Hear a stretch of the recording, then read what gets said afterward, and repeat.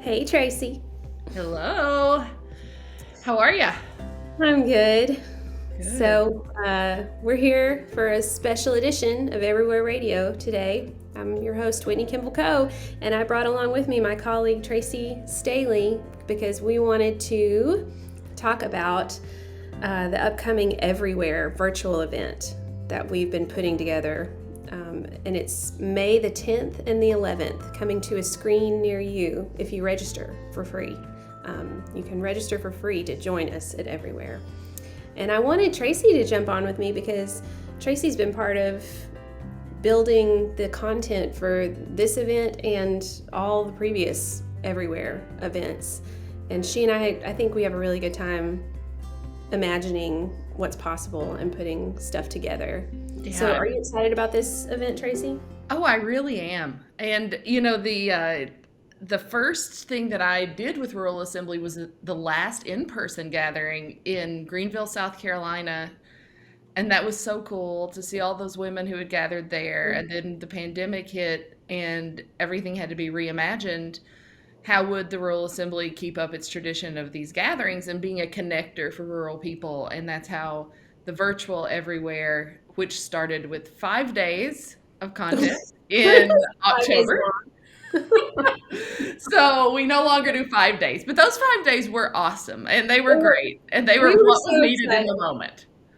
That's exactly right. Yeah. Five whole days of virtual programming that ran from like I think it was from like 2 p.m. in Eastern to 7 p.m. Eastern or something like that, and then we would have a happy hour all of those days.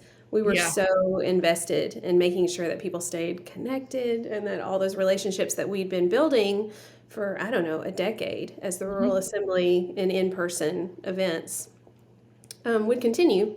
Yeah. So that's right. That was your first in person was the one in 2019, the Rural Women's Mhm. Summit in Mhm. Greenville, and then And October 2020 was the yeah, first Rural Everywhere Virtual.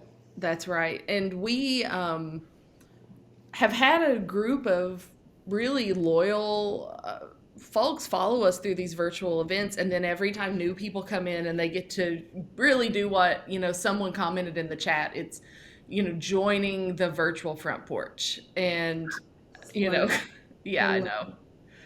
that's And I exactly think that's what we what's want to do. different. So let's let people know, Whitney, what it's even like. So what is it like to come? Is it just like another Zoom? I would say it's not. It's really a cool experience Hmm. to come to Yeah. one of these rural assembly everywhere. So you register and there's no cost. You register and then you get a reminder and you show up, and you show up in this platform called Crowdcast that we use. And Crowdcast lets you watch our pre-recorded content. It allows you to ask questions during the live portions, and it allows you to chat with people the whole time. And that is my favorite part. Hmm. What about you? Do you love when the chat starts? Yeah, the chat starts even when people register, like all these Yeah. weeks out. If you go right now to ruralassembly.org and you click the registration button, you'll go to Crowdcast platform and you're invited to start chatting. And so you can do it right away. And that's what people are doing right now. So head over there and see what they're saying. But yeah, once the virtual event starts, there are multiple ways to kind of to be plugged in. Another thing that I really have liked about the virtual platform is that if you are working, you can have it running while you finish Hmm. your emails, or if you need to step away, you can come back and you can, I think, you can revisit what you've missed. And it's recorded too. So at the conclusion of the event, if you had to miss any part of it, you can go back to Crowdcast and watch what you missed. Hmm. So the virtual platform has given us all this flexibility that, of course, we didn't have when we were like 300 people in a ballroom in the basement of a hotel in Washington D.C., which that was glorious being together in person. But the virtual spaces also opened the doors wide for people from other countries to come participate and be in the chat. People from all 50 states and Puerto Rico. And also, not just the rural stakeholders and advocates that we interface with most often, it's a lot of people that I call the rural curious, people who are Mhm. interested in what's going on in rural. What are the perceptions they carry, and do those actually play out in the conversations that they Mhm. see? So I don't know if you want to say anything about like some of the big main stage events that you're looking forward to. Oh yeah, so our schedule is coming together, and It is. It's coming it's together. going to be on the website soon. So look for that next week. And I'm really looking forward to the conversation that we will have with the author of Another Appalachia, Growing Mm, Up Queer and Indian in a Mountain Place, and that's Nima Avashia. And she is going to be interviewed by Skylar Baker Jordan, who is a contributor for the Daily Yonder, and he is also an editor with 100 Days in Appalachia. And they have a lot of commonalities in their upbringing and their lives as mhm. LGBTQ plus people. And they are, I think it's going to be just a really lively conversation. And her book, really stuck out to me as someone who grew up in Appalachia, and knew folks her age who were growing up in Indian families, and they were born in small coal towns, and where their parents were born in India and immigrated to the United States. They were born as Appalachians, but also very much part of their own community. And I've wondered a lot as an adult about what that must have been like. So, really cool to see someone from that generation of Appalachians writing about from that viewpoint. And so, I think that anyone who anyone who's interested in identity and community will love that conversation. I agree. Oh, I am so excited about that. And, the pairing of those two will be really cool. And we've tried to do that, I think, across the board for all of the main stage Mhm. uh, speakers and conversations. And another conversation I'm really excited about that kind of tracks with, with the Nima and Skylar conversation is also about how do we make our communities more inclusive and welcoming of immigrants and refugees and those who bring with them uh, different experiences and backgrounds. And so, one of the first panels, it's not a panel even, it's a conversation. One of the first conversations you'll hear are among three women from Nebraska, rural Nebraska, different parts of the state, who are working with their small communities on formalizing structures that build inclusion and do a lot more outreach with the immigrant populations in their communities. And So that's that'll be really Welcoming America, correct? that's Welcoming America. So Welcoming America is an incredible organization that we've gotten to partner with before, and that's another cool thing about rural assembly everywhere is so much of what comes to the screen comes from partner organizations. It's not something that we've just ginned up ourselves. It's evidence of real work that Mhm. is happening out in the countryside and in all our small communities. Mhm. Um, there's also going to be a lot of arts and culture Yes. videos and recordings. I know you're really excited about that. Mhm. That's Mhm. and actually our audience is really excited about that. The last couple of everywheres we've done, that's been some of the biggest kind of feedback we've gotten is that we want more poetry, we want more music, we want more culture and arts. So we can look forward to hearing a song from a Lakota woman named Tiana, who's from South Dakota. I know we've got poet Exodus Octavia Brownlow. She's from rural Mississippi. So Mhm. that'll be really incredible. In fact, she's opening the conference. Mhm. So that arts and culture stuff, Yeah, that's what people have said the they top love, line. and it really punctuates some of the bigger, heavier conversations that we have. And um, we are it seems like we always try to bring someone in from the federal government, or from the federal level, who's working with rural, so that we can help bring um, awareness both ways, and so believe that we are going to have someone this year. We're waiting on those remarks, and we're really excited to announce that. So stay tuned. And that's really the beauty of Everywhere, is we have everything from someone from the federal government working on rural or domestic issues, to people on the ground in small towns in Nebraska who are doing work in their communities, and it brings all those people together And um, so you have a chance, as we just wrap up here this conversation, you have a chance to see these on the main stage and during the day, get them sent to you later if you can't show up on May 10th and 11th. And then you can also register for breakouts. There'll be 2 a day, right, Whitney? Right. Those breakouts are hosted by great partner organizations, and they're a great place to connect. And you'll be able to find that schedule on our website coming soon, and you can register now so that you don't miss any of this. Right. Yeah, That's that is the way to get all the information. But you have to register, and that's also how we'll send information out about how you log into breakouts and those sorts of things. mhm. Yeah.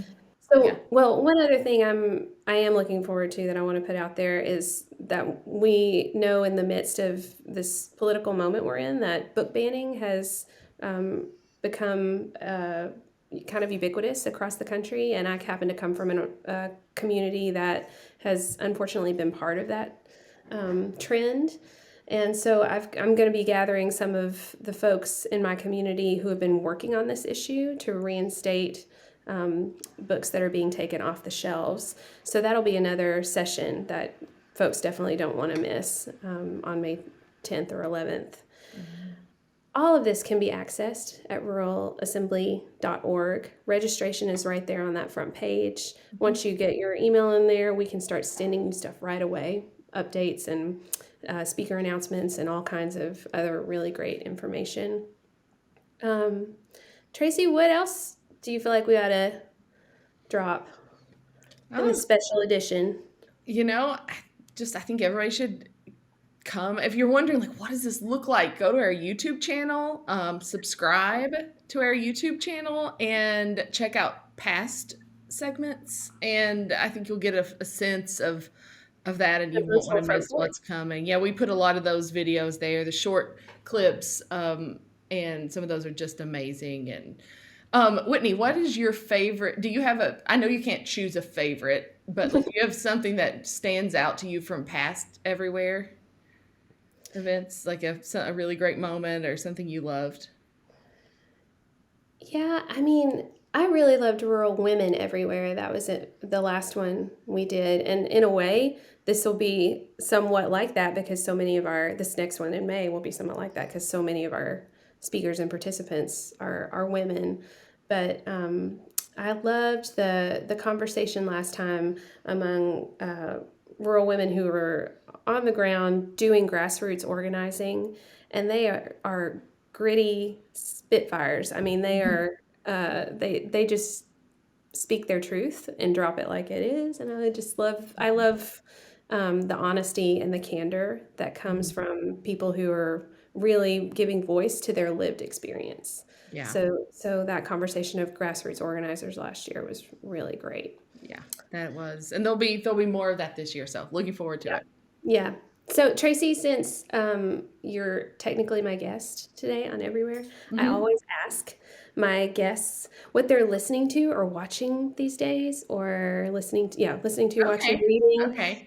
that is joyful or challenging in some way that we all need to know about. Okay, joyful or challenging? Well, the book I'm reading, I don't know if it's joyful or challenging, but it is entertaining and great, thought Entertaining is provoking. And great. I'm reading The Candy House by Jennifer Egan, and it's kind of a follow up novel to her Pulitzer Prize winning book, A Visit from the Goon Squad. So I love that book, and this one is proving it takes some of the minor characters and tells their stories now in this book. And I'm reading that, and then we are. Oh, I give a chance to plug something. I always want to. Okay, so if Okay. you like rural anything, go and search Apple Shop Girls Hoops, and it's a 25-minute documentary about girls basketball in Kentucky, and it is my favorite thing to watch. Apple Shop Yeah. Girls Hoops. Apple And Shop Girls Hoops. Search that, you'll why? find it. You can stream it for 99 cents or buy it for $5, and I suggest you purchase it to have for all your parties when people come over, you just put it on. And why is this so special to you, Tracy?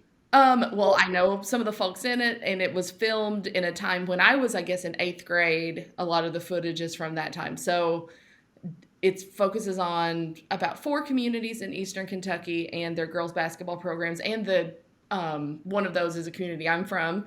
And so I get a chance to see, it tells the history of Hazard, Kentucky and basketball, girls basketball. And it tells the story of how women's basketball was um, canceled. I mean, it was, they quit having a women's basketball program in Kentucky in the 1930s. And then it was brought back in the 1970s. And it talks about that renaissance and how much part of the culture it is. And I just love it. Yeah. So And you were yourself a basketball player I at I one was, point. yes, Yeah. not a superstar in any in any manner, but I was a member of the Hazard High School 1997 girls Sweet 16 champion. So Woo! it's exciting. That's awesome. That's 25 years awesome. ago, if you want to feel old, it was 25 years ago. But yeah, girls hoops. I'm also watching Abbott Elementary, which tells a story. It's a sitcom about a public school in Philadelphia, I think, and that's a lot of fun to watch. So Yeah, we like that here too. My husband, Matt Coe, mhm. who's a special ed teacher, just loves that show. Thinks it's Yeah, funny and true in a lot of ways. So, thank you, Tracy, for having this conversation with me. And I hope we've teed up Rural Assembly everywhere in good ways. And yeah. just final, We'll drop all the links here with it where you can register, and we can't wait to see you there. May 10th and 11th. Yes, and let me know if you watch Girls Hoops in the chat at Rural Assembly Oh, Everywhere. yeah, I'll quiz you during. that'd be great. Virtual front porch. All All right. right. Thanks. See you soon. Bye.